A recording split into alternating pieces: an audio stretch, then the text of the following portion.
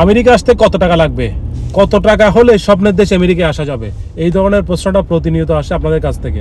এখন কথা হচ্ছে কীভাবে আসবেন। যদি দালাল কিংবা এজেন্টের মাধ্যমে আসেন তাহলে তো ভিন্ন বিষয়, ওখানে লাখ লাখ টাকার প্রয়োজন আছে। আর যদি মনে করেন নিজে নিজে অ্যাপ্লাই করবেন এবং সব কিছু নিজে নিজে প্রসেস করবেন তাহলে কিন্তু টাকার পরিমাণটা অনেক কমে আসবে।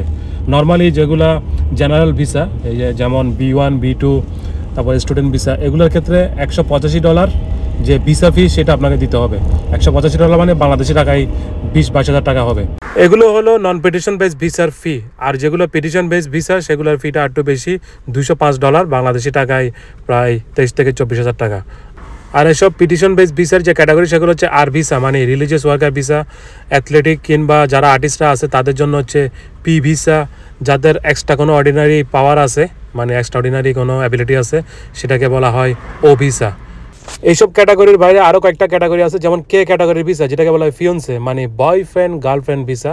সেটার ভিসা ফি হচ্ছে $265, বাংলাদেশি টাকায় প্রায় 30 হাজার টাকার কাছাকাছি। এর পাশাপাশি ই ক্যাটাগরি আরেকটা ভিসা আছে, যেটা কিনা বিজনেস কিংবা ট্রেডিং, যারা ব্যবসার জন্য ইনভেস্ট করতে চায়, সেটার ভিসা ফি হচ্ছে $315, বাংলাদেশি টাকায় প্রায় 31 থেকে 32 হাজার টাকা।